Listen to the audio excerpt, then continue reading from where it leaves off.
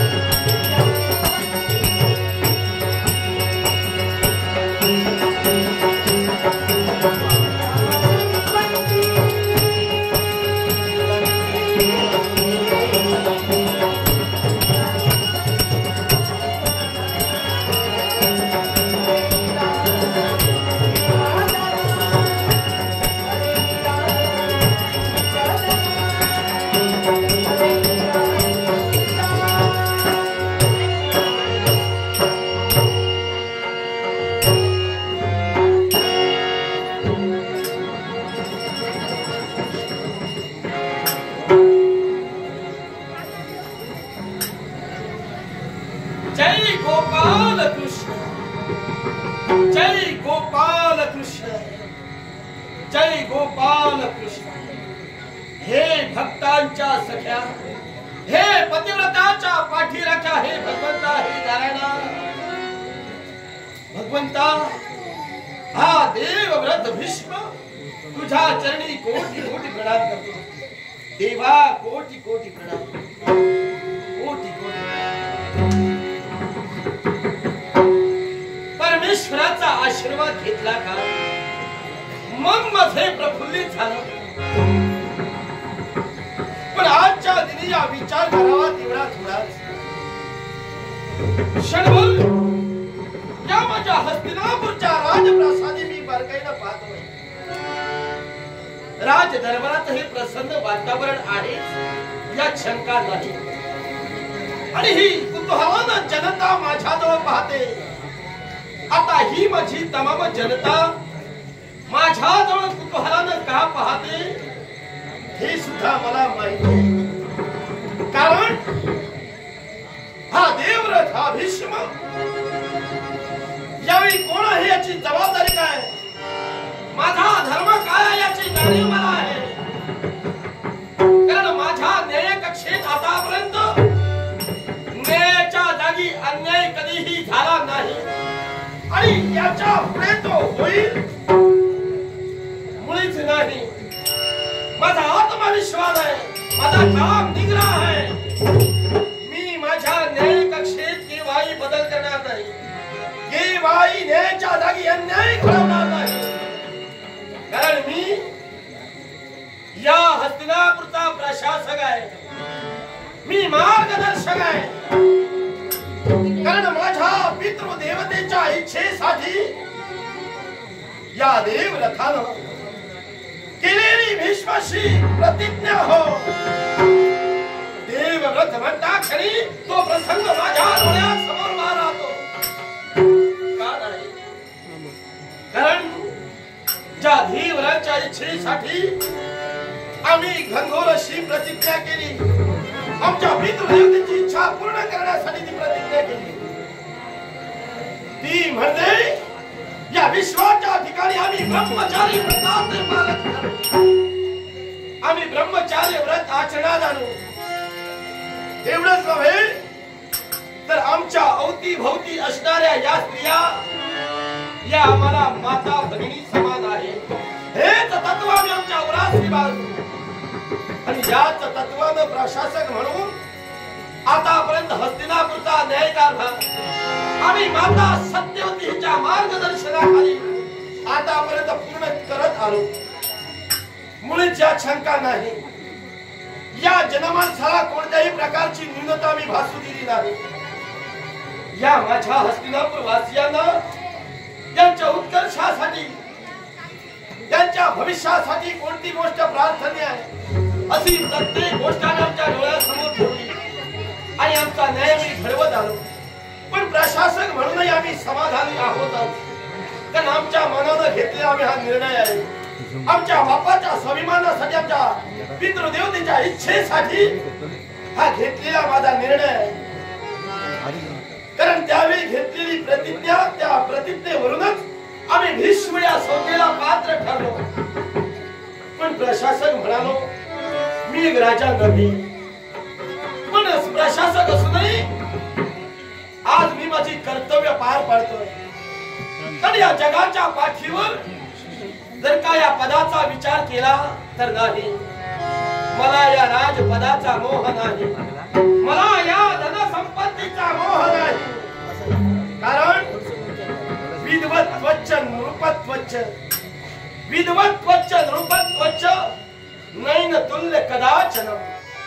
स्वदेशी पूजते राजा, विद्वान सर्वत्र पूजते, विद्वान सर्वत्र पूजते. राजा हे पद असणं आणि विद्वान असणं यात मात्र साम्य भरपूर आहे. हे पुष्कळचं साम्य आहे. याची तुलना केव्हाही एक होऊ शकत नाही. कारण तो विद्वान असतो आणि त्याला जर का आपलं उज्ज्वल भविष्य घडवायचं असेल तर वेळ काय असतो याचा विचार करून कुठेही तो अस्तित्व निर्माण करू शकतो. या विद्वान माणसाला पदाची गरज नसते. जर का स्वतःच अस्तित्व जर का त्याला खान उभं करायचं असेल तर नाही त्याला पदाची गरज नाही. आणि राजा जो असतो हा जर विद्वान नसेल पण तो राजा म्हणून जर का ती राजशिखर चालवत असेल तर त्याचा जयघोष त्याची लौकिकता ही फक्त आणि फक्त त्याच्या राज्यापुरती असते. पण या जगाच्या पाठीवर जो विद्वान म्हणून गणला जातो हा विद्वान याची मात्र लौकिकता साऱ्या विश्वाच्या आसमंतात असते. आणि तोच माझ्या ज्येष्ठांच्या कृपा आशीर्वादाने माझ्या पितृदेवतेच्या आशीर्वादाने माझे गुरु बृहस्पती परशुराम यांच्या पुण्याईनं यांच्या आशीर्वादाने आज विश्व हे नाव या विश्वाच्या आसमंतात आहे. पण देवा आज मी कार्य पार पाडतोय. माझी जबाबदारी मी पूर्ण करतोय. त्यामुळे मग म्हणाल्याप्रमाणे भगवंता या ऐश्वर्याचा देवा मला मोह नाही. माझी प्रामाणिक इच्छा आहे ती म्हणजे फक्त आणि फक्त माझ्या हस्तिनापुरचा डंका व्हावा. हस्तिनापुराचं हे उज्ज्वल भविष्य घडवावं या जवळ माझं लक्ष वेधलेलं आहे. देवा हे करुणा भगवंता जसा तुझा आशीर्वाद पाठीशी राहिला म्हणून आतापर्यंत हे राज्याची कर आज मार्गदर्शक म्हणून मी पूर्ण करतोय. असाच भगवंता आशीर्वाद सदैव माझ्या शिरकमली सदैव माझ्या शिरकमली सदैव माझ्या शिरकमली असत्या. देवा हे करुणा करा. देवा हे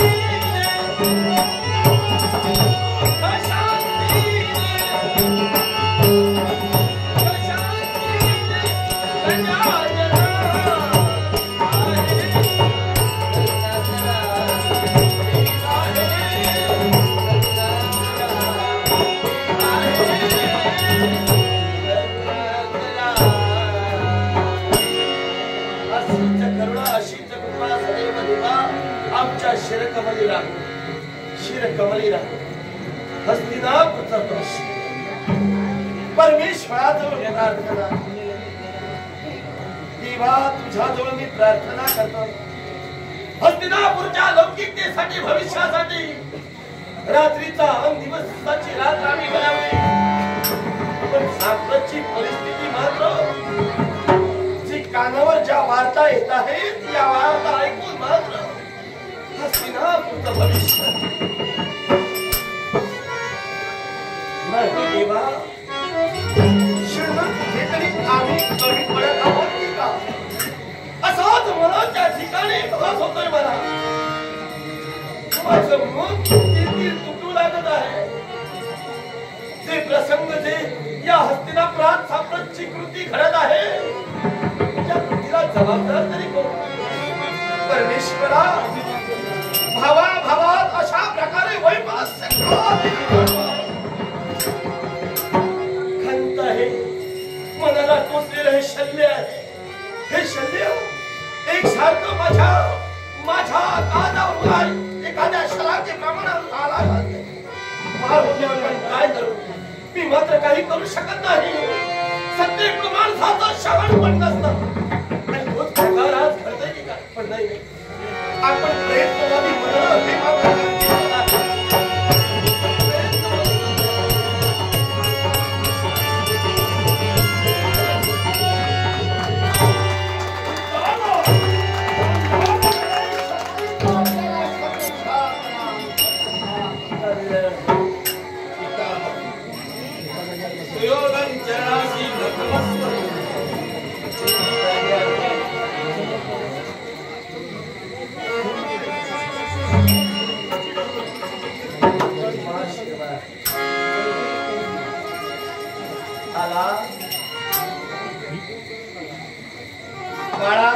आला अरे हा क्षण आम्हाला बघायचा होता काय अरे याच दिवसाची मी मार्ग प्रतीक्षा करत होतो का रे वाटलं नव्हतं आज असा हा दिवस माझ्या जीवनात उदयांची हे सुयोधन मामा शकुनी अंगराज करतो काय घडतंय हे अरे ज्या गोष्टीचा आस्वाद सुद्धा नाही कल्पना नाही असा विचारही माझ्या मनाला शिवत नाही अरे त्या अशा गोष्टी का रे घडवत आहात का अरे हस्तिनापूरच्या या पवित्र क्षेत्रात अरे कशी काही दुर्बुद्धी तुम्हाला सुचते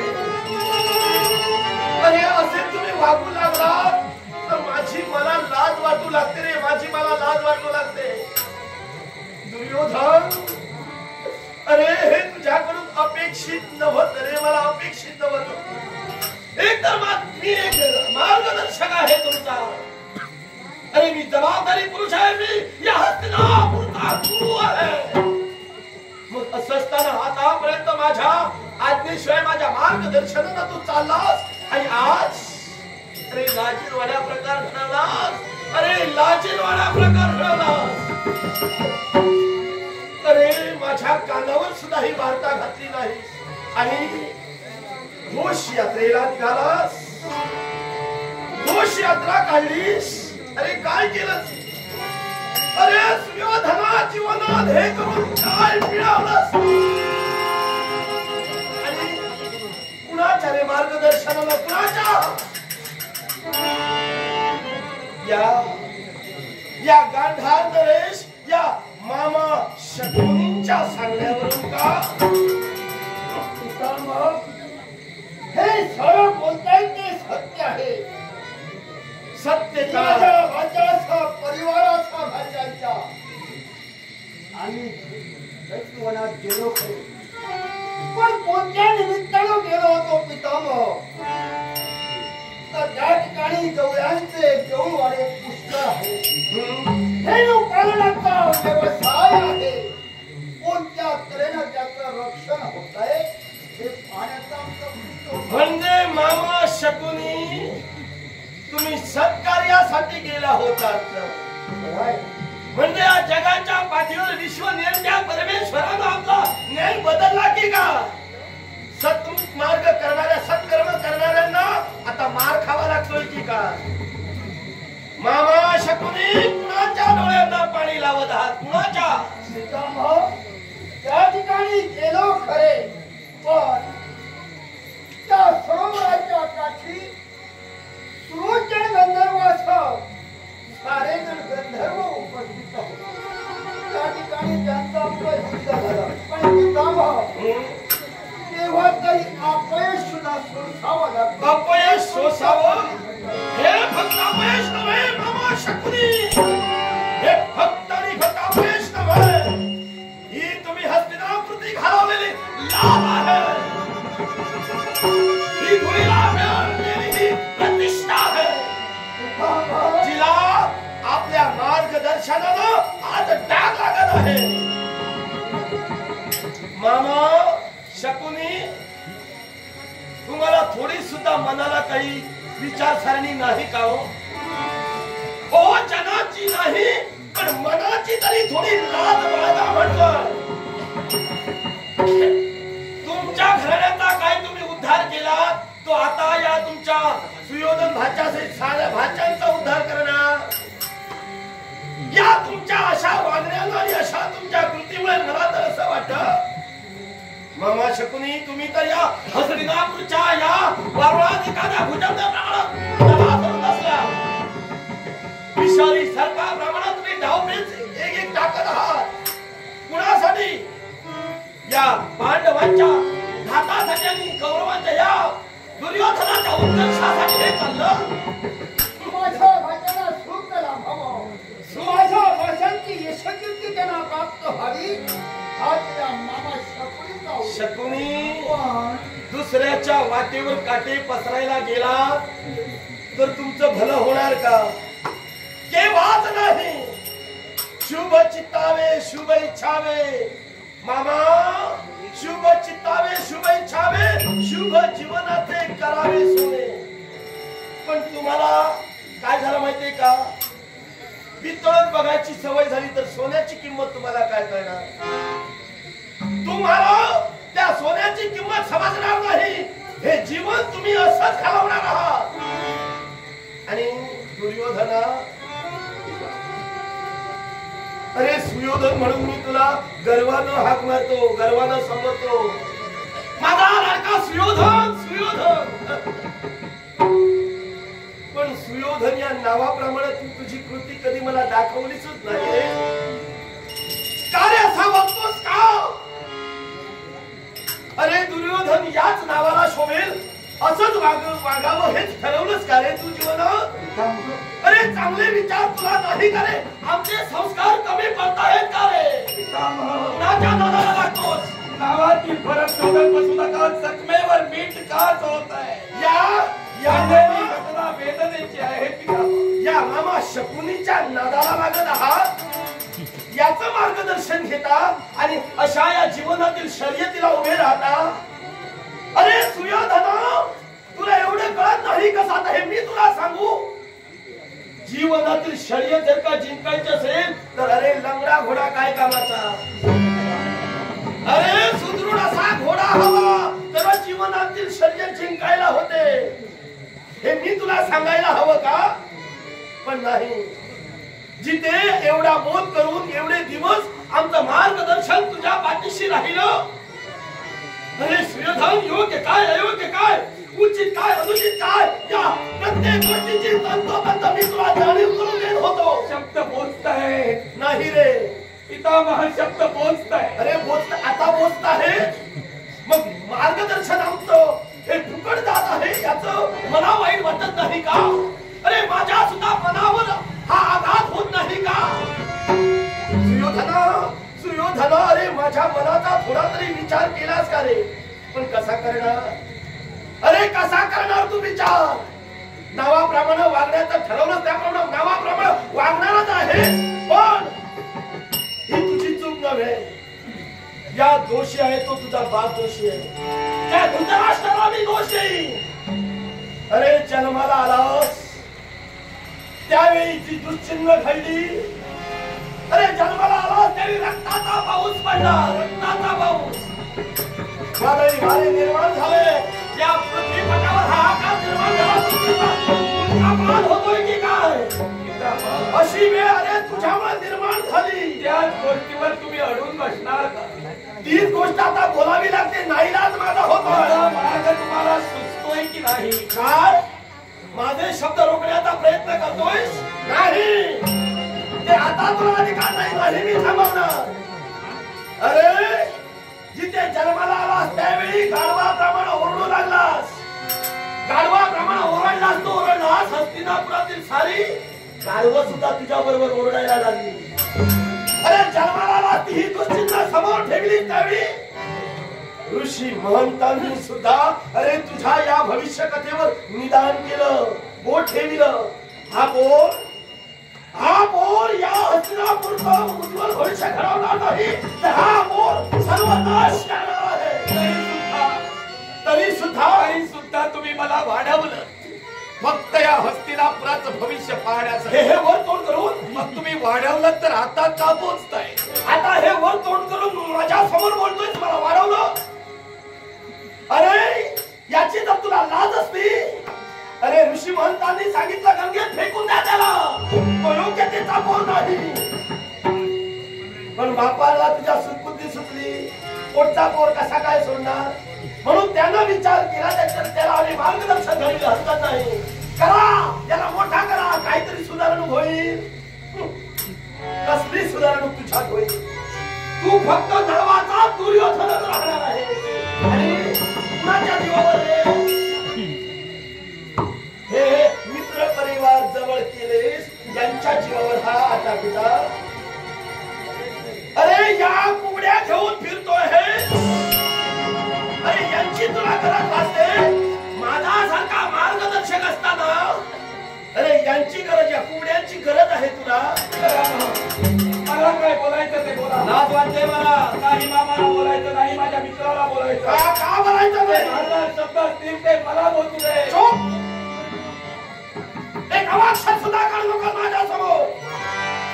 एकतर अशा प्रकारे तू विचार मनाच्या ठिकाणी निर्माण करतोयस, हे नीच कृत्य करत असताना लाज वाटत नाही. आणि यांच्या जीवावर अरे कोण हा? अरे ज्याचं अस्तित्व काही मात्र नाही, आणि अस्तित्व नसताना म्हणजे याचा तू आवेश पाहिलास. अरे वासंती स्पर्धेचा याचा आवेश पाहिलास, आणि यावर भाळलास तू, आणि मैत्रीचं नातं याच्याशी निर्माण केलंस.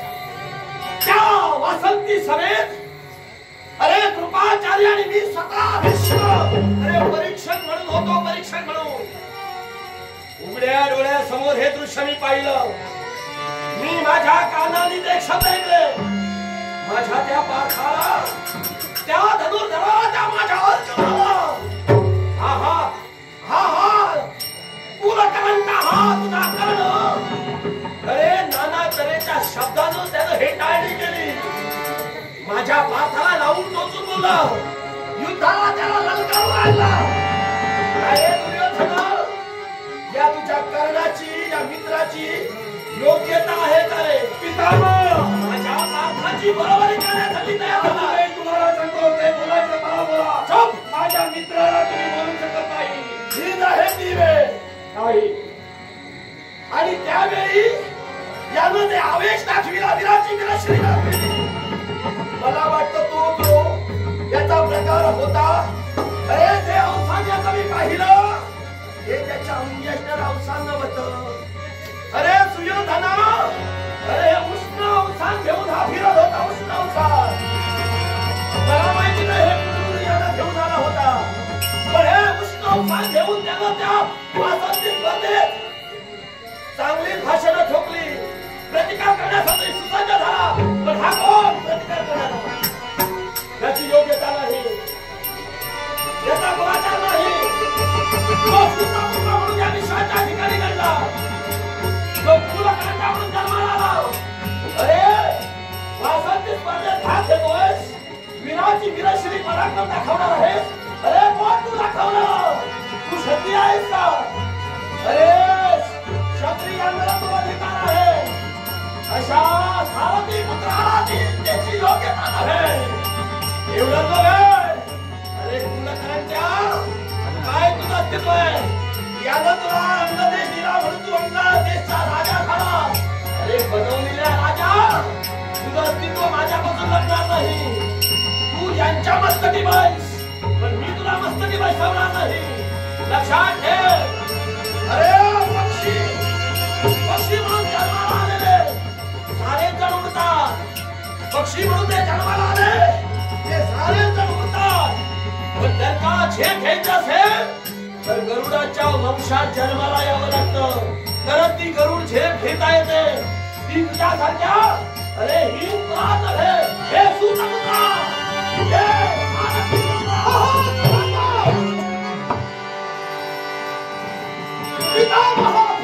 काय झालं? मित्र सुयोधन मामा शकुनी जिबेला लगाम घालायला सांगा. भीष्मराज कुणाला सांगतोयस? ओ यश आणि अपयश हे कुणाला येईल हे अविश्वास म्हणतात. कुणीही वीर सांगू शकत नाही. पण जर का एखाद्याला अपयश आलं तर त्याला योग्य ते मार्गदर्शन करून त्याचा उत्साह वाढवून यशाची पायरी चढविण्यासाठी त्याला पाठबळ द्यायचं असतं. त्याला मार्गदर्शन करायचं असतं.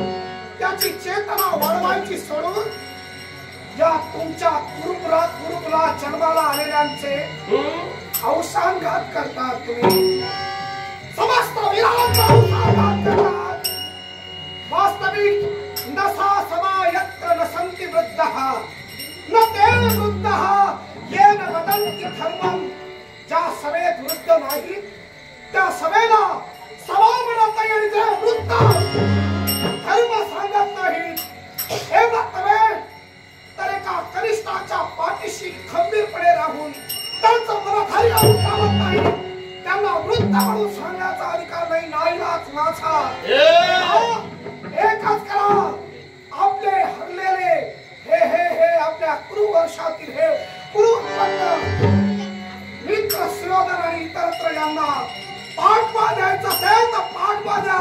त्यापेक्षा वाड्यावरचे फुकटचे शब्द वापरून आमचा विरंगुळा करू नका.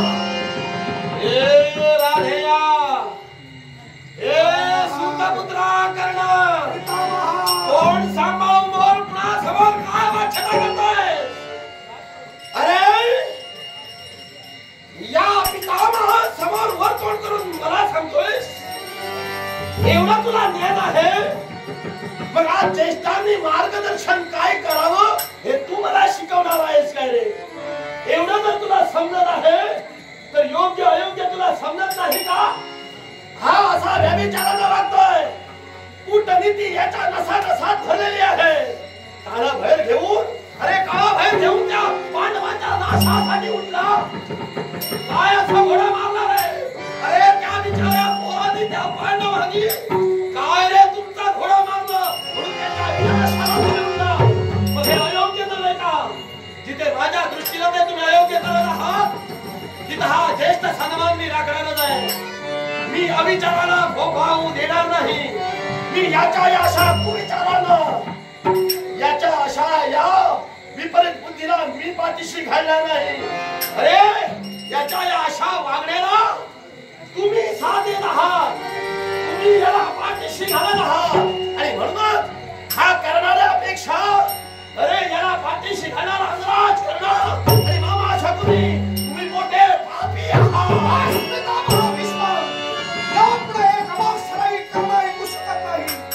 निर्भत्सना माझी केली क्षणभर मान्य करीन पण माझ्या मित्र सुयोधनाची निर्भत्सना केली असेल.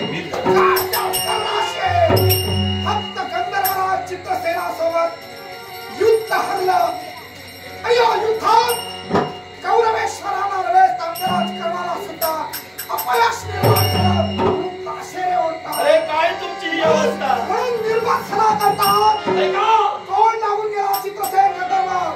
ऐका पितामह भीष्म, कोण लागून गेला तो चित्रसेन गंधर्व? शाबास. किंवा आम्हाला सोडविण्यासाठी ते 5 पांडव आले. हे 5 पांडव आणि त्या पांडवांनी वयम पंचाधिकम शतम, आम्ही 5 नसून 105 आहोत, म्हणून यांची सुटका केली. यामुळे त्या पांडवांचं हित करतात, त्या पांडवांचे मनोरथ वाढविण्यासाठी त्यांची बाजू पकडतात. का नाही? बस अरे हा तर पांडवांच्या मनाचा फुटेपणा आहे. अरे तो पक्षपात तुम्ही शब्दाने ते 5-7 दिला, पण त्या पांडव वीरांनी असा पक्षपात केला नाही रे. ज्यावेळी हा आणीबाणीचा प्रसंग तुमच्यावर ओढावा, त्यावेळी त्या ठरलेल्या मानेनं तुमची सुटका व्हावी म्हणून ते उद्गारले. आम्ही 5 नव्हे तर आम्ही 105 आहोत. भीष्म हे म्हणते बंधू आहे, सोडा त्यांना. फक्त चित्रसेन गंधर्वासोबत युद्ध हरले आणि म्हणून जर का माझे कौरवेश्वर कमी आहे तसं तर का तुम्ही काम सांगत असाल, का नाही? आणि पांडव वर्चस्ववान सांगत असाल, तर या क्षणी हा अंगराज करणं आपल्याला ठाम भरवशाच्या शब्दानं सांगतोय. रोषाचा शब्द मित्र स्योधन मामा शकुनी एका घटनेनं मान बदलानं वसुंधरेचं रमण पाहावं लागलं. या एका घटनेनं वाटल्यासारखं वाटलं. याला वाचा फोडणार आणि ते कोणत्या रीतीनं असेल? संपूर्ण भारत वर्षात राज्य सकट चालविणारे, राज्य सिंहासनावर आरूढ असणारे समस्त राजकर्ते या राजकर्त्यांना आव्हान आणि राजकर्त्यांना आपल्या पायाखाली नमविणार, शिवाय त्यांच्यावर मात करून त्यांच्या मस्तकावरील किरीट हस्तिनापुर नरेश राजा धृतराष्ट्र यांच्या पायाखाली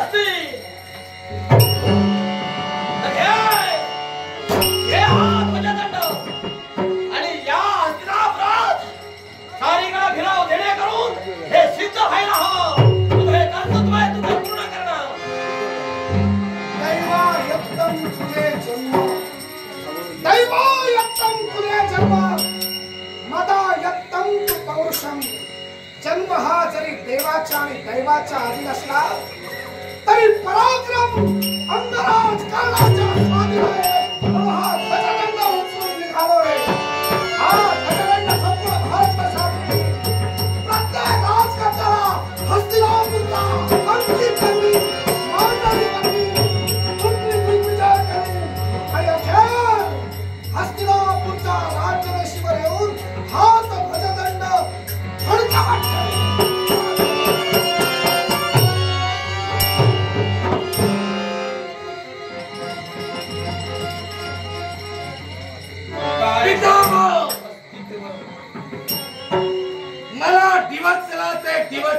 काय झालं, ओरडतोस कशाला? कारण याच्या पूर्वी तुम्ही ओरडला आणि तेच ओरडलं हृदयाला पोचलंय. मस्तकाच्या आऱ्या घरघर फिरू लागल्या. माझ्या मित्राने शब्द दिलाय, अर्थात अंगराज कर्ण बोललेला शब्द सत्य करणार. गंधर्वानं पराजय केलेल्याचं दुःख मला कधीच वाटत नाही, पण 5 पांडवांनी मुक्तता केल्याचं दुःख या सुयोधनाला आहे. आणि म्हणूनच कर्ण शपथेनं सांगून गेलाय, आता त्या कर्णाला सहाय्य करून कर्णाचा प्रत्येक शब्द सत्य करण्यासाठी सुयोधन शपथ करेल.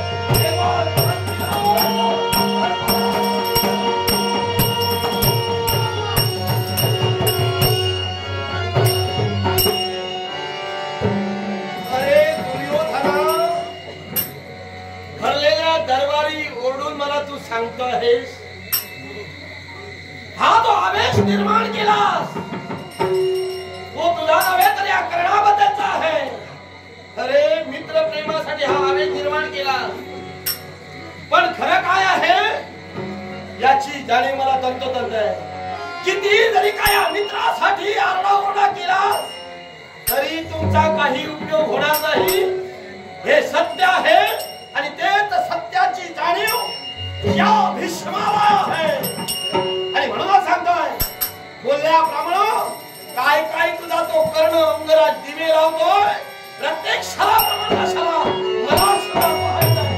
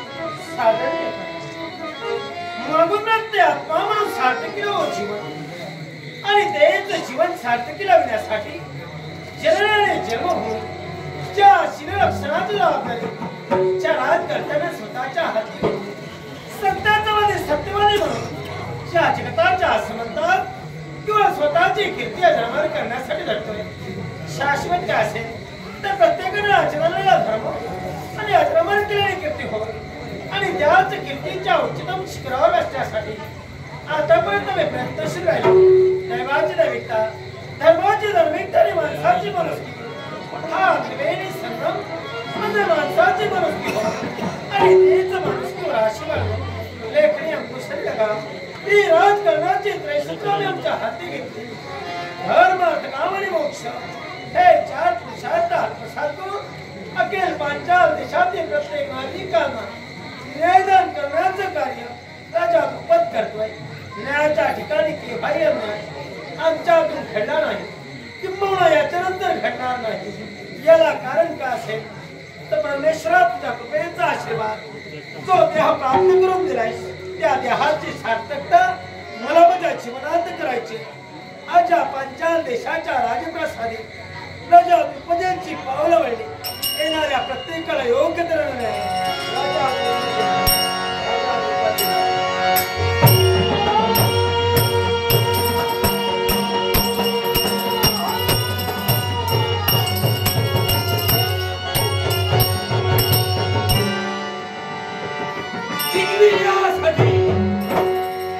पृथ्वीच्या पटांगणावर रथ सोडला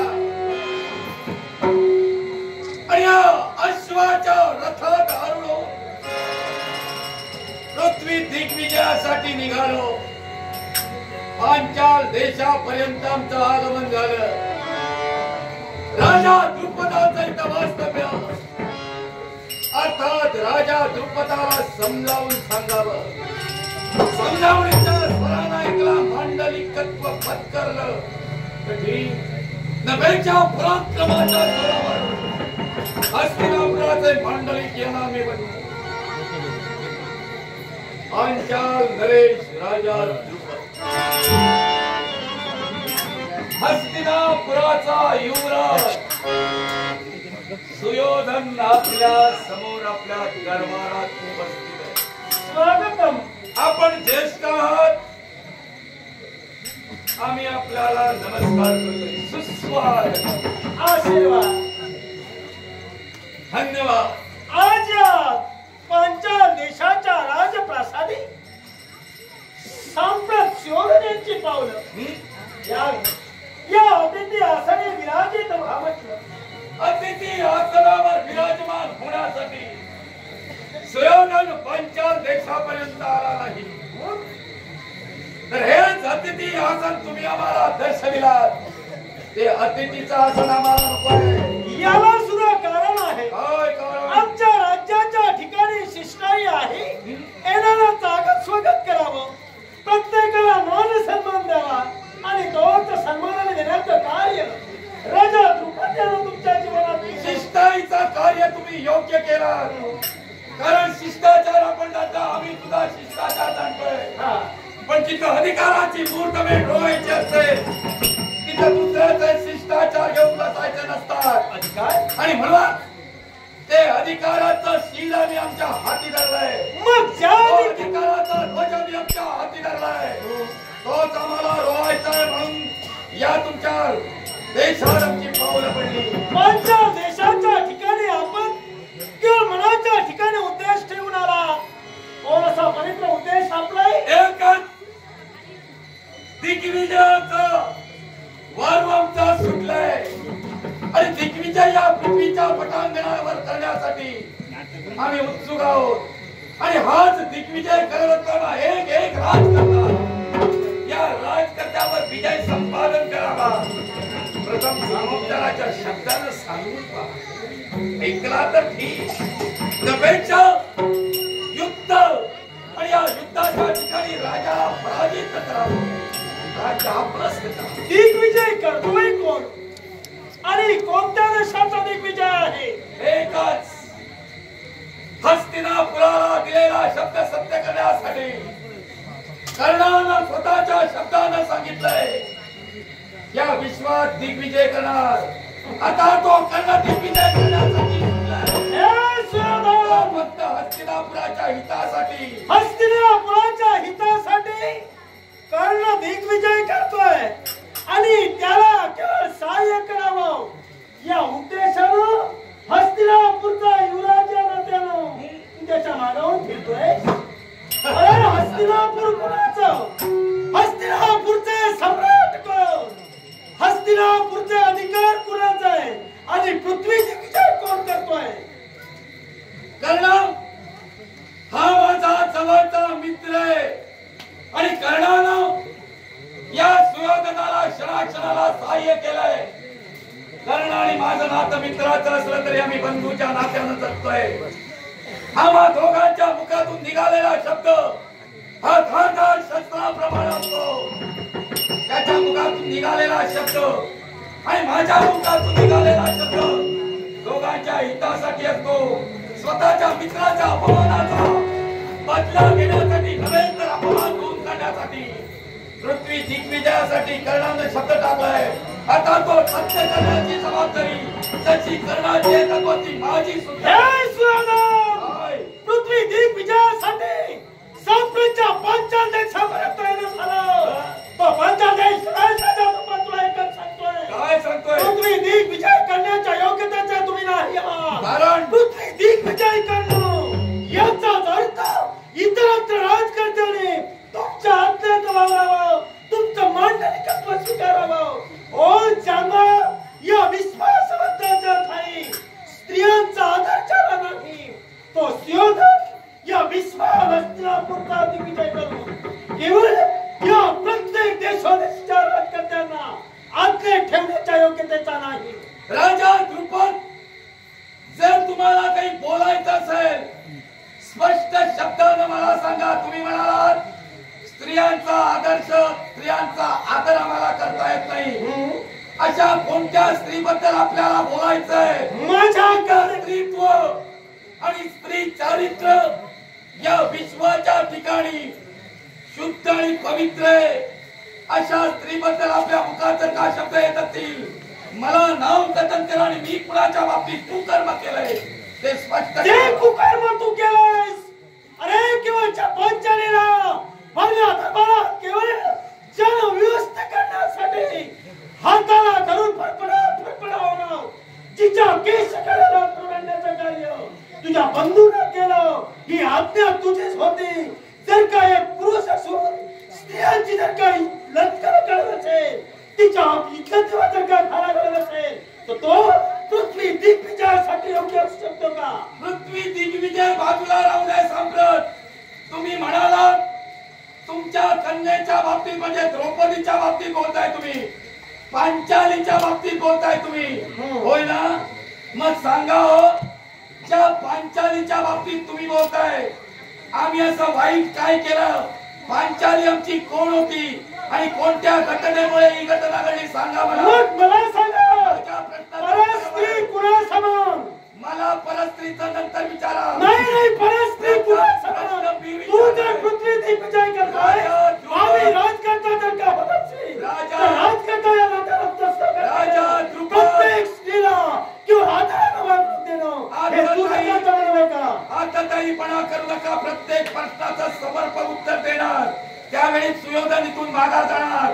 प्रथम मी तुम्हाला प्रश्न केलाय, त्या प्रश्नावर सर्व उत्तर अवलंबून आहे. ऐका, जिच्या बाबतीत तुम्ही बोलताय मी तिच्या बाबतीत अन्याय केलाय, कारण काय घडलं ते सांगा आणि तदनंतर तिच्या लज्जेबद्दल बोला. मग मला सांग, ज्या पंच पांडव आणि कौरवेश्वर हे बंधुत्वाचं नातं कोण म्हणतंय? मग नाही असं कोण म्हणतंय? मग पंडुराजे हे तुमचे कोण? पंडुराजे? पंडुराजे आमचे काका. मग कुंती हे आपले कोण? कुंती माझी काकी.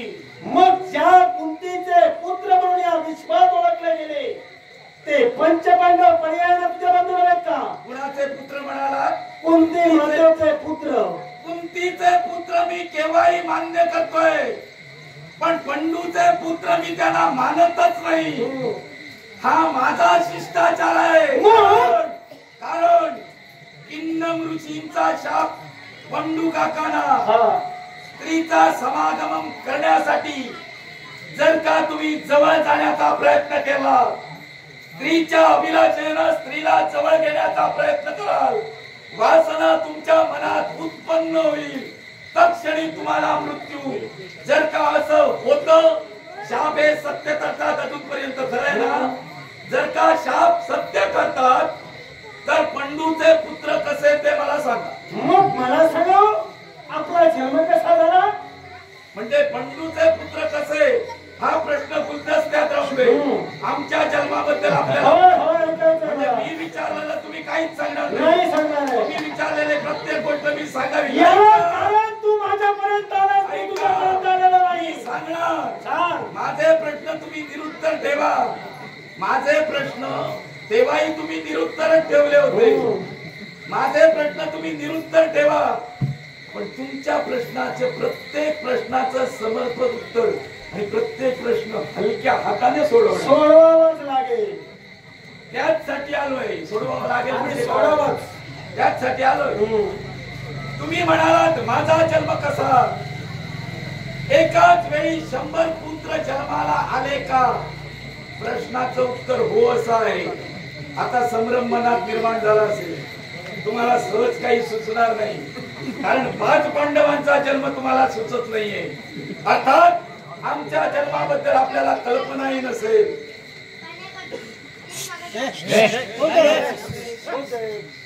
आमची माता गरोदर होती आणि तिला प्रसूती होत नव्हती. त्याच वेळी चिंतातूर झालेली आमची माता म्हणजे गांधारी. हिनं स्वतःच्या दासीला सांगितलं, माझं उदर थोडस चाचपून पहा. चाचपणी झाली. लोखंडाप्रमाणे गोळा उदरात होता, लोहाप्रमाणे गोळा, कडक असा गोळा तिच्या उदरात होता. कदाचित तुम्हाला माहित नसेल.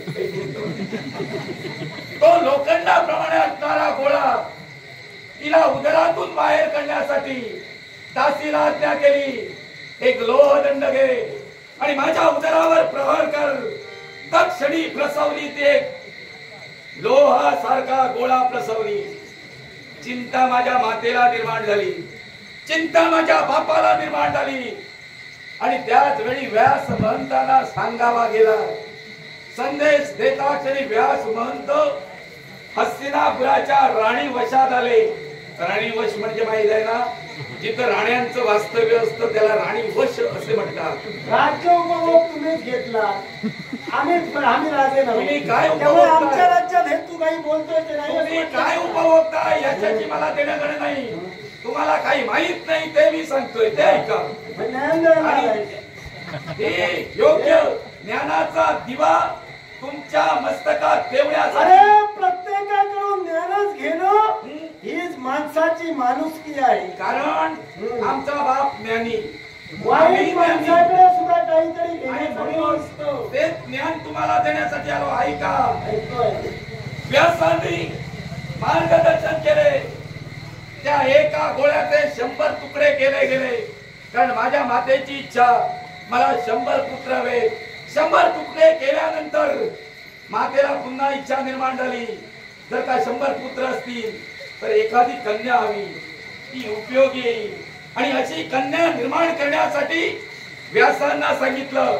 अर्थात त्या 100व्या तुकड्याचे 2 तुकडे झाले, 101 तुकडे निर्माण झाले. त्यांच्यावर विशिष्ट प्रक्रिया करण्यात आली. मातीच्या घटात ते ठेवले, त्यावर तूप ठेवण्यात आलं. विविध प्रकारच्या वनस्पती त्यांच्यावर रचण्यात आल्या. कालांतरानं एका एका घटातून पुत्र निर्माण झाला. अखेरी शेवटी 121 कन्या निर्माण झाली. आणि ज्यावेळी आमचा जन्म झाला तेव्हा आमच्या मातेला पाना फुटला. आणि तोच पाना फुटल्या कारणानं आम्ही मातेचं स्तनपान करू शकलो. असं आमचं जन्म वृत्तांत आहे. असे आम्ही जन्माला आलो. मग पांडव कसे जन्माला आले? पांडवांचा जन्म ज्या दुर्वास महंतांच्या केवळ मंत्र उपदेशानं पंच पांडव निर्माण झाले. म्हणजे मंत्रा तंत्रानं काम करतात, सरळ चालताय. ज्या केवळ तू म्हणाला लोहाप्रमाणे गोळा निर्माण झाला, हो, त्याचे तुकडे केले, मग त्याची सुद्धा निर्मितीच होती. प्रक्रिया. हा, जरी ती प्रक्रिया असली, तंत्र नव्हे, हो, फक्त मंत्र. वा वा वा. तुम्ही तंत्राचा वापर करता आणि स्वतःचा जंत्र वाढवण्याचा प्रयत्न करता. तेव्हा एक लक्षात ठेवा सुयोधन, काय ते? ज्या उद्देशानं तुझं जन्म रहस्य तू कथित केलं, तेव्हा ज्या उद्देशानं पृथ्वीची पूजा करण्यासाठी तुम्ही निघाला, या पांचाळ देशावर वक्रदृष्टी टाकूच नका. याला सुद्धा कारण आहे. ज्यांना प्रत्येक वेळी युद्धाला पृष्ठभाग देऊन ज्यांना पलायन करून या पांचाळ देशातून जावं लागलं, तो सुयोधन आता जर आला असेल तर इथून तू जिवंत राहणार नाही. माझ्या जीवन मरणाची चिंता तू करू नको. अरे तू असे काय दिवे लावले? तू काय असे दिवे लावले? मोठेपणाचा टेंबा मिळवतोय. या तुझ्या सिंहासनावर बसलेला असताना तुझ्या जामातानी तू काय केलं तुझ्या ऐक रे बाबा, काय केलं ते नको. ज्या हस्तिनापुराला तुझी कन्या दिलीस ना, ज्या जामातांना तू जवळ घेण्याचा प्रयत्न करतोय, त्या जामातांनी तुझे हस्तबंधन याच राजगादीवर केले आणि गुडघ्यावर चालवत तुला हस्तिनापुरात याची तुला लाज वाटत त्या नाही? माझ्या जामातांनी नेलं, याला कारण काय होतं? काय? सांग.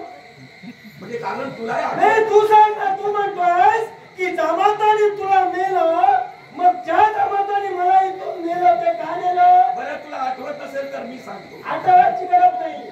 तू सांग, किती ती जबाबदारी आहे. हा, म्हणजे तू दुसऱ्यावर जबाबदारी प्रत्येक जबाबदारी मी पूर्ण करणार.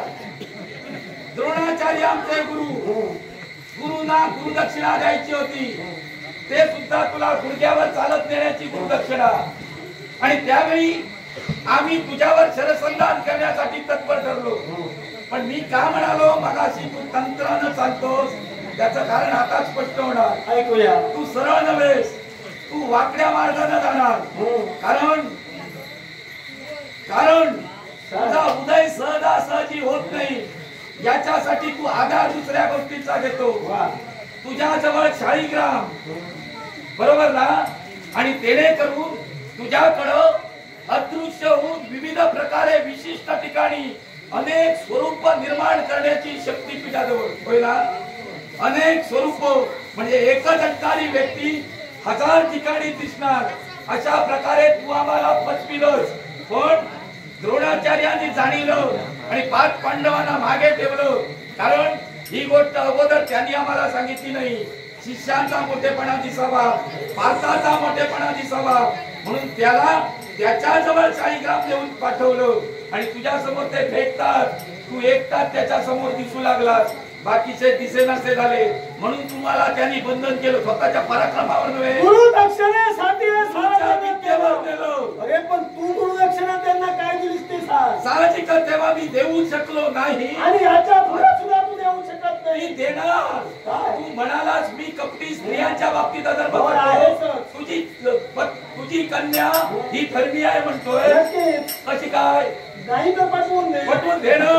कारण मी केलेली कृती काय केली, का? मी केलेली कृती काय केली तर तुझी कन्या खटकदा खटकदा खटकदा मला असली पाण्याच्या डोळ्यात पडल्यानंतर तिने मला माझी तक्का केली. आंधळ्याचा पुत्र आंधळा जाते हे शब्द तिच्या मुखातून बाहेर पडले. पण त्याच्यापूर्वी तिच्या मुखातून शब्द बाहेर पडलेले हं? ते तू विसरला. तुझी बाजू सांगतोय. पण तिथं पाणी नाही, जिथं पाणी होतं तिथं जमीन होती आणि जमीन होती तिथं पाणी होतं. हा भास होत होता. मग तुला जात असताना तिनं सांगितलं की तिथं पाणी आहे. तू जरा अवताळीपणा केलास. हा मूर्खपणाचं लक्ष तुझ्यात होतं म्हणून तू जाण्याचं कार्य केलंस. पडला कोण तो हात? पाण्यात मी पडलो. मग तुला सांगितलं होतं ना. पण एक महत्वाची गोष्ट आहे, काय? स्त्रीची सात्विकता, स्त्रीची तात्विकता. स्त्री ही या विश्वाच्या ठिकाणी पूजनीय आहे. मग अशा स्त्रीनं मार्गदर्शन केलं ते मी मान्य केलं नाही.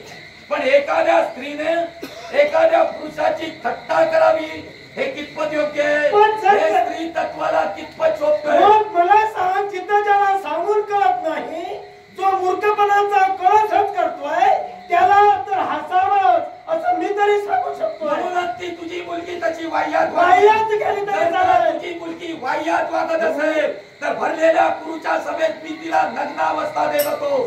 काय चुकलं माझं? कारण तुझं काहीच तिचे नाही. तिचे 5 पती, तिचे 5 पती आणि पती हा एकच असतो. पण तिचे 5 पती का ते तुमचं तुम्हाला माहिती, ते तुमचं तुम्ही जाणून घ्या. तिचे 5 पती आणि या 5 पती तिचं संरक्षण करू शकत नव्हते. अशा स्थितीत युद्धाच्या ठिकाणी स्वतःच्या पत्नीला डावाला लावणारा तोच धर्म, या धर्मानं अधर्म केला. तो स्वतःची पत्नी डावाला लावून मग मला सांग, अर्थात ती जर डावाला लागली, आम्ही तिला जिंकलो, ज्याच्यावर आपण सत्ता गाजवतो, तुला जर का- ऐक म्हणतोय, ज्याला आपण जिंकतो तो आपला दास होतो ना. मान्य हो. मग दासीवर आम्ही मान्य कोणताही हो. पसंत करू. पण आता तूच म्हणालास की पांडवांनी आपली पत्नी लावून अधर्म केला, हो. अधर्माला चालना दिली. मग प्रथम पत्नीपणाला लावली कोणी? जशी तुझी कन्या मला मार्गदर्शन करत होती की पुढे पाणी आहे, तरी सुद्धा मी पडलो आणि ती मला खदखदा हसू लागली. त्याचप्रमाणे मी माझी बुद्धी चालवली. तिने जर सांगून मी पाण्यात पडलो आणि तदनंतर ती मला खदखदा हसत होती, तर मी सुद्धा तसाच मार्ग आचरणात आणणार. आम्ही आमच्या 100 बंधूने स्वतःच्या सर्व पत्नी 100 पत्नी आम्ही डावाला लावल्या. लोचट पांडव तुझे लोचट. त्यांना वाटलं काय, जशी 5 एक मिळाली तसे आम्ही जिंकल्यानंतर या 100 आम्हाला मिळतील, एवढे ते लोचट. पण जिंकू शकले नाही. आपलं होतं त्या अरे पांडव जर लोचट होते तर तुम्ही कोण होता? आम्ही कोण? अरे स्वतःची पत्नी पणाला लावताना तुला लाज वाटायला हवी. आम्ही जिंकणारी आम्हाला खात्री होती. खात्री सांगू आणि आम्ही नकोस. जिंकलो. समजा जर का हरला असता तर त्या स्त्रियांचं काय झालं त्याचा विचार केला. तर ज्या मग हे तू हे सांगून तर जर बघ. त्या गोष्टी- ज्या ते तुम्ही पत्नी लावला इथं तुम्ही कौरव जर त्या गोष्टीवर इथंच जाऊ तुमच्या नको. कौरवेश्वरांचा स्त्रियांच्या बद्दल असणारा आदर्श मला चालतो. तरच्या गोष्टी तू मला सांगू नको. तुझं झालं कसं, गाजराची पुंगी वाजली तर वाजली, नाहीतर ती मोडून काढली. पण लक्षात ठेव, गाजराची पुंगी वाजवण्यासाठी नसते, ती फक्त मोडून काढण्यासाठी असते. ती आता तुझी गाजराची पुंगी तुलाच भरवणार आणि माघारी जाणार. लक्षात ठेव, जिथं तू तुझं चुकीचं आहे ते मान्य कर. कारण प्रथम पत्नी राहून त्यांचा आदर न ठेवता पणाला चारती लावलीस, त्यावरती तुला स्त्रियांचा आदर नाही. मला स्त्रियांचा आदर नाही, तुला स्त्रियांचा आदर आहे, पांडवांचा आदर आहे. होय ना? होय की नाही? देणार नाही उत्तर, कारण तू अडचणी देणार. तू अडचणी देणार, हे तुला माहीत असताना सुद्धा मी तुला बोलले सांगतो.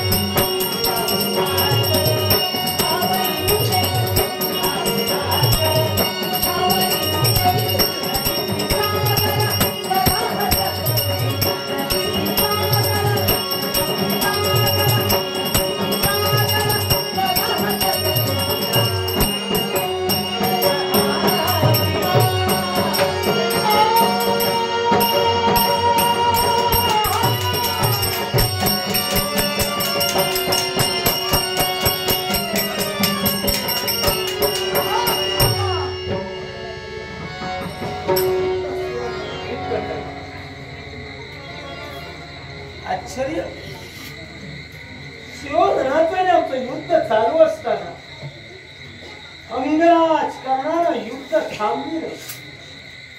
कारण मित्रप्रेम. मित्रप्रेमासाठी आतापर्यंत कित्येक वेळा मित्रप्रेमासाठी पुढे आला, पण तोंड कशी पडला. तेव्हा ज्या पृथ्वी दिग्विजयासाठी येणं केला, एकच आज्ञा तुम्हाला करतोय. मित्रप्रेमावरून स्वतः तोंडघशी पडलेल्या माणसानं दुसऱ्याला या गोष्टीचं भान आणलं. माझ्या अगोदर तोंडघशी तुम्ही पडलेले आहात, तेव्हा ते जर मी पुन्हा बोलायला घेतलं तर जनता तुम्हाला राजा म्हणून मानते, ती आता मानणं बंद करेल. त्याचा विचार तुम्ही करूच नका. कारण माझ्या प्रजेला माहिती आहे मी काय करू शकतो, काय करू शकत नाही. या पांचाल देशाची सेवा करेन किंवा जनतेला सुद्धा जनतेलाही कळून चुकलंय. सरड्याची धाव कुंपणापर्यंत आहे. तुम्ही समजा.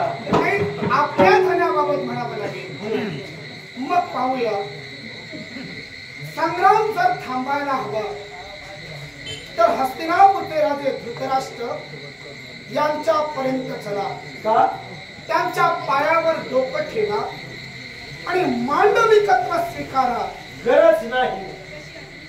ज्या पंचाल देशाची सेवा करतोय त्या पंचाल देशात जोपर्यंत राजा द्रुपद जिवंत आहे तोपर्यंत पराक्रमाची बाजी लावेल. पण या पंचाल देशाचं रक्षण करेल, कुणाचाही मांडलिक मी होऊ शकत नाही. राजे द्रुपद, अंगराज कर्ण तुमच्यापर्यंत आलाय. यापूर्वी कदाचित आमचं दैव बलवत्तर नभत असेल, पण संप्रत आमच्या मनात मात्र उत्साह तर दांडगा आहे.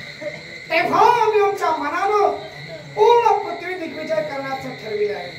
आता पृथ्वी दिग्विजयाचा आरंभ जर राजा द्रुपदांकडून झाला आहे तर तो द्रुपदांकडून परिपूर्ण करूनच पुढे जाणार. पण जिथं अंगराज कर्ण म्हणून तुझी ओळखीला विश्वास आहे तिथं काय अधिकार तुला हस्तिनापूरचा पृथ्वी दिग्विजय करण्याचा? अधिकार नाही तो कसा मला सांगा. मला सांगा, तुमचं राज्य केवळ अंगद देश आणि अंगद देशाचं राज्य सांभाळत असताना हे हस्तिनापूरचे वीर मेले की का? कोणी सांगितलं? हस्तिनापूरचे वीर निवृत्त झाले असेल तुम्हाला कोणी सांगितलं? असं मला वाटतंय का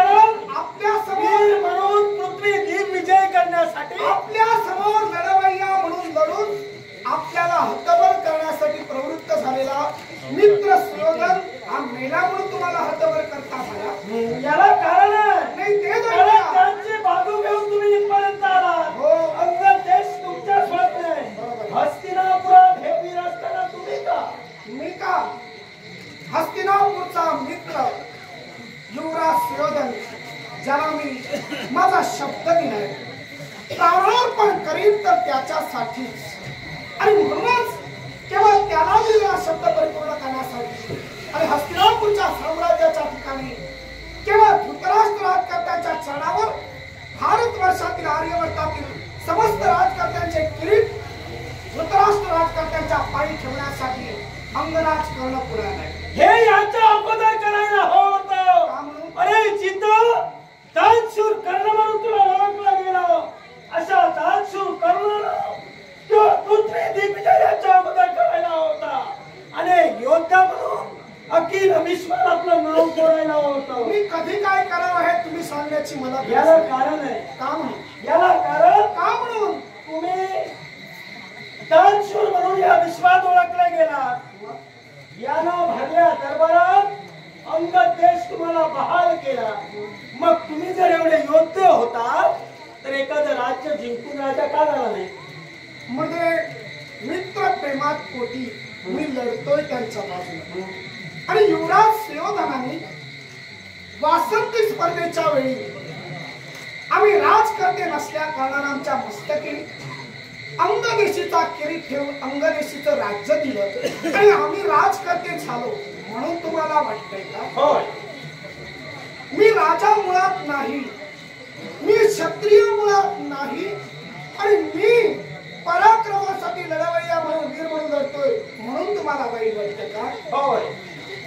मग राजे द्रुपद पांचाल नगरीचा न्यायशासक आपण झाला आणि पांचाल नगरीचा राजशिखर आपण आपल्या मस्तकी रोहिणामान केला. आपली पितृदेवता राजकर्ते राजे पृषत या पृषतांच्या बाबतीत आम्ही ऐकलं की पृषतांनी अनेक यज्ञयाग केले त्यांना मुलगाच झाला नाही तर द्रुपद कुठून आला? मग पृषत राजकर्त्यांना मुलगा अनेक यज्ञयाग करून झाला नाही तर झाला कधी? आणि तो झाला तर खरंच त्याचं या पांचाल नगरीवर त्याचा अधिकार आहे का? संप्रज्ञ आहे म्हणजे होता. आहे म्हणजे आहे. होय. राजे द्रुपद खोलवर गेलात तर मी खोलवर बुडवून मारला. कारण तुम्ही कर्णाच्या चारित्र्यावर बोट ठेवला. कर्ण एक सूतपुत्र म्हणून अगोदरच निर्वत्सना सहन करतोय आणि आज केवळ युवराज सुयोधनाने अंगदेशीचं राज्य दिलं म्हणजे बनावट राजा असं थोडक्यात सांगायचंय. पण माझ्यासमोर तुमच्या हे शब्द तोंडात येऊ शकत नाही म्हणून तुम्ही बोलला नाही. मी काय म्हणालो? तू जर योद्धा होतास आता तू पृथ्वी दिग्विजय करायला जातोय. हो. त्यावेळी त्यानं महान राज्य दिलं. पण दिलं मला राज्य दिलं त्यावेळी करायला दिलं. होता. त्यावेळी योद्धा म्हणून या विश्वात तुझं नाव झालं पाहिजे होतं. पृथ्वी दिग्विजय करण्याचा अधिकार राजाला आहे. त्यामुळं मी राजा होण्या अगोदर पृथ्वी दिग्विजय कसा करू? पण एखाद्या राज्यावर चाल करून ते राज्य तुम्ही येऊ शकला असता पराक्रमाच्या जोरावर. राजा द्रुपद जर तुम्ही आयत्या पिठावर रेघोट्या ओढू शकता तर मित्रांनो बाहेर गेले राज्य मी का बघू नये? मग ज्या राज्यात तुम्ही अवस्था ठेवलात बोला. हस्तिनापुराकरिता तो दिग्विजय करण्यासाठी तुम्ही इथपर्यंत आला असाल. थांबा राजा द्रुपद. राजा द्रुपद राजा पृषत यांना मुलबाळ नव्हतं आणि त्यावेळी राजा पृषत यांच्या समोर तपसाधना करत असताना एक रंभा तिथं आली आणि त्या रंभेला पाहून तप करत असताना तुमच्या ज्या पित्याचं नाव तुम्ही सांगत आलात ते पृषत त्यांचं वीर्यस्खलन झालं आणि त्यावेळी एक बालक जन्माला आला. मग बालक रंभेला पाहून जन्माला आला, आईच्या उदरातून जन्माला आला नाही. बरोबर? आईच्या उदरातून जन्माला आला नाही, एका रंभेला पाहून जन्माला आला. ज्या रंभेनं त्याचं लालन पालन केलं. मग मेनकेचा मुलगा या तेव्हा द्रुपद राजकर्त्यांच्या पांचाल नगरीच्या राज्यगादीवर कसा बसू शकतो? याला कारण कसा बसू का शकतो? वीर्यस्खलन त्यांचं झालं. याचा अर्थ ज्याचं वीज त्याची धरती.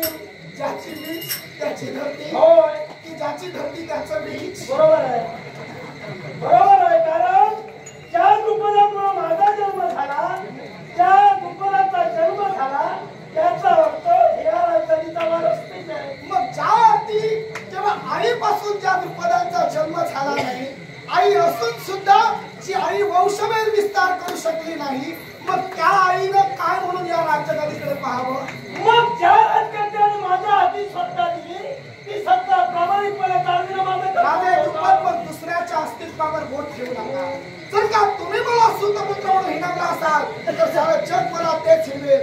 आणि म्हणूनच मित्र सुयोधनानं दिलेलं राज्य हे केवळ राजकर्ता म्हणून भोगण्यापेक्षा मित्र सुयोधनासाठी प्राणार्पण करणं मला उचित वाटते. मग ज्या गोष्टीचा विलासरीपर्यंत आला हे पांचाल देशाचं राज्य मी तरी तुमच्या स्वाधीन करू शकत मग ते कोणत्या रीतीनं हिसकावून घ्यावं हे आम्हाला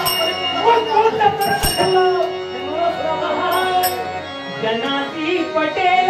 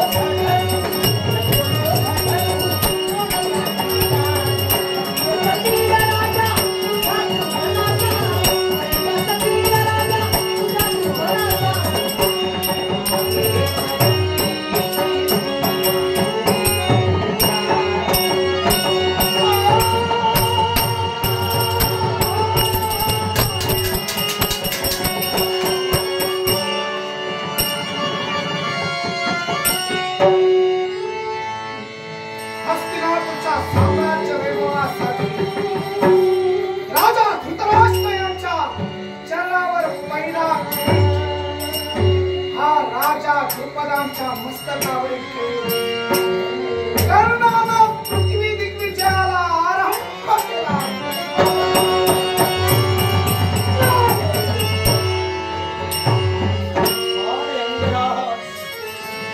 राजा द्रुपदला तू जिंकलाय हस्तिनापूरचा गड मांडलिक मला बघायचंय.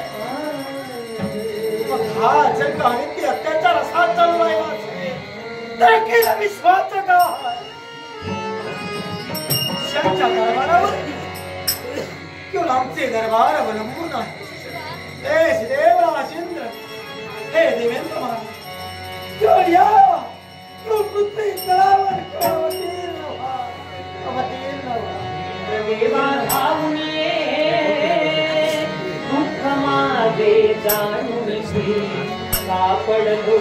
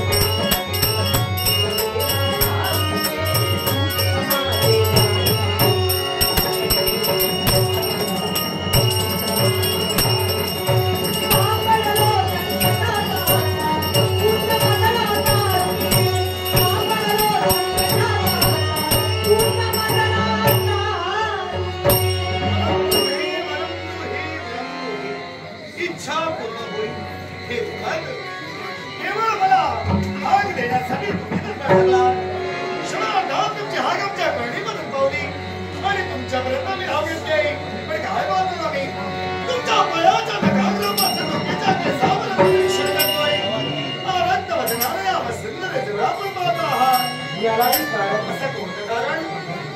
तू या पृथ्वी तळावरील प्रत्येक राज दरबारी कुणाच्या दरबारावर देव दरबारावर अवलंबून आहे. मग ज्या देव दरबारावर अवलंबून तो जर का या पृथ्वी तळावरील राज्य असते तर आज धर्माला प्रोत्साहन दिलं जात आहे.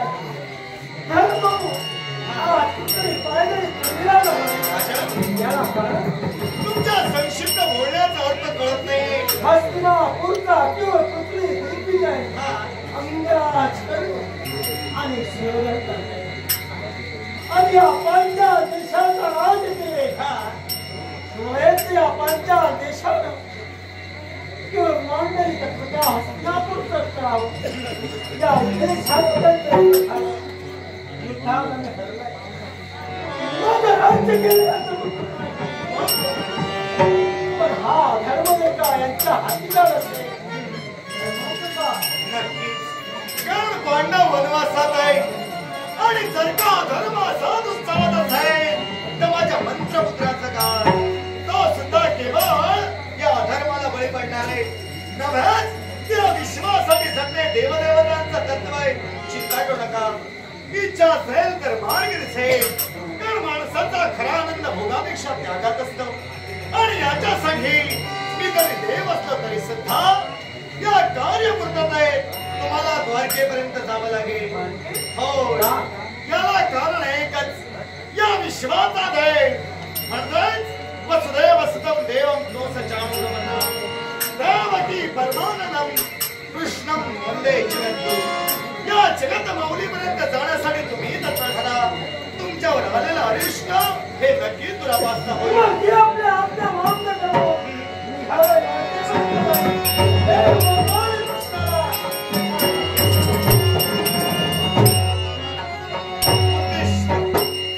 केवळ यांच्यावर अरिष्ट आलं पण ते माझ्यासाठी उद्दिष्ट आहे.